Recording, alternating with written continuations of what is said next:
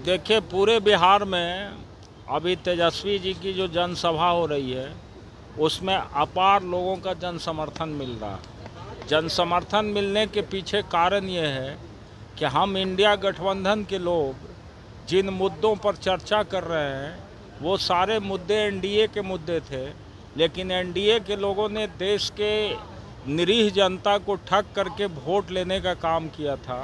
और जो देश की सबसे बड़ी समस्या थी यहाँ पे बेरोजगारी का, भ्रष्टाचार का, महिला सशक्तिकरण का, देश के अंदर उद्योग धंधों के विस्तार का, ये सारी की सारी चीज़ें एनडीए के लोगों ने अपने वादा के अनुसार पूरा नहीं करने का काम किया, जिसके चलते आज पूरे बिहार में एनडीए के विरोध में इंडिया गठबंधन की लहर चल रही है, जिसके नायक हमारे नेता आदरणीय श्री तेजस्वी प्रसाद यादव जी हैं। क्या मानते हैं सर, उनका नाकामी आपके लिए अवसर बना है?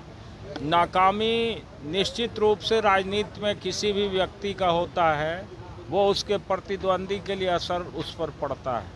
और ये नाकामी जो है सिर्फ हमारे लिए असर डालने की बात नहीं है, ये जो है देश के पैमाने पे देश की जनता के साथ बिट्रे है, देश की जनता के साथ धोखा है। और देश की जनता के साथ जब धोखा है तो आप देख रहे होंगे कि एक तरफ जनता स्वयं लड़ रही है और दूसरे तरफ सरकार के लोग लड़ रहे हैं। जनता किसी का इंतज़ार नहीं कर रही है और सरकारी तंत्र के लोग जो हैं जनता के मुद्दों को दबा करके ऐसी ऐसी बातों को उछाल रहे हैं जिससे हिंदुस्तान के आम जनता को कुछ लेना देना नहीं है।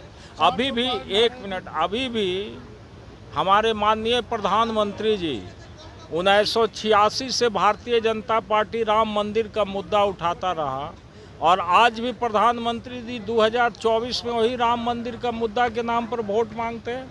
कभी कहते कि हम मुसलमानों को आरक्षण नहीं देंगे, कभी फिर वही प्रधानमंत्री जी कहते हैं कि हम जब आरएसएस में काम करते थे तो हाफ पैंट पहन करके मुसलमानों के ताजिया के जुलूस में जाते थे।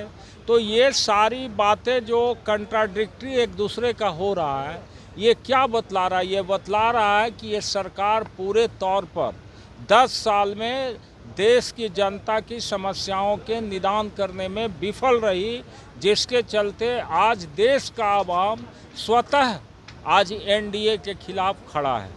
बीच में प्रधानमंत्री ने एक मुद्दा उठाए थे कि मंगलसूत्र और सिंदूर के बारे में कि उस पर छीन लिया जाएगा, उसके हक की बात कर रहा है कि कांग्रेस हम बांट देंगे मुसलमानों में। इसको आप किस तरह से देखते हैं? देखिए, ये सारी चीज़ें सिर्फ एक सेंटिमेंटल इशू है।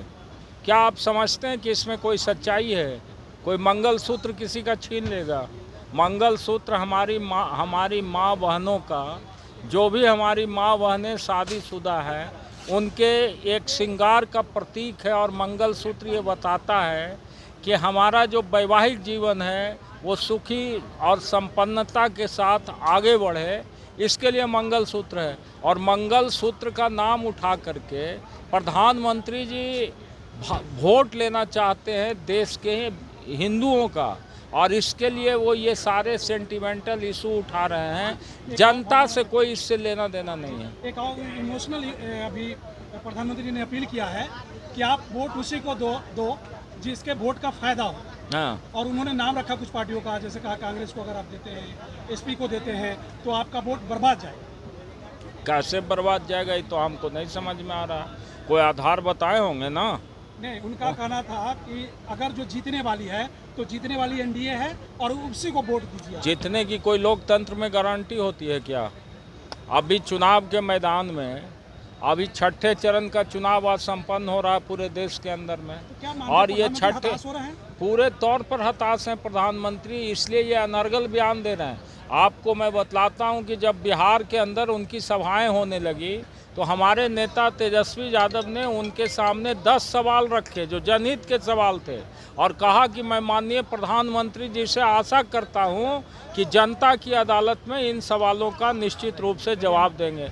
वो सवाल क्या था? सवाल था कि 39 सांसद को हम लोगों ने 2019 में बिहार में एनडीए के सांसद को जिताने का काम किया। क्या मानते प्रधानमंत्री डर गए हैं हार से?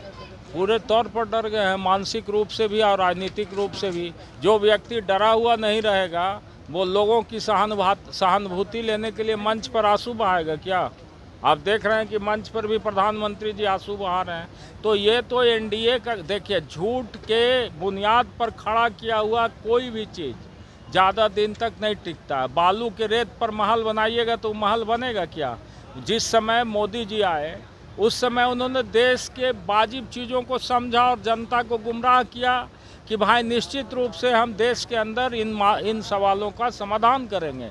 लेकिन 10 वर्ष में मोदी जी समाधान के को निराकरण न करके समस्या का, और उन्होंने तो समस्या पैदा कर दिया, रोजगार को ख़त्म कर दिया इस देश में। सारे जितने हमारे सार्वजनिक उद्योग धंधे थे सबको बंद किया, रेलवे को बंद किया, सेल को बंद किया, आपको भेल को बंद किया, एरोप्लेन एयर सर्विसेज को बंद कर दिया, ये सारे प्राइवेट सेक्टर में डाल दिए। तो रोजगार तो मोदी जी ख़त्म कर रहे हैं, तो देश की जनता इनको नकार रही है।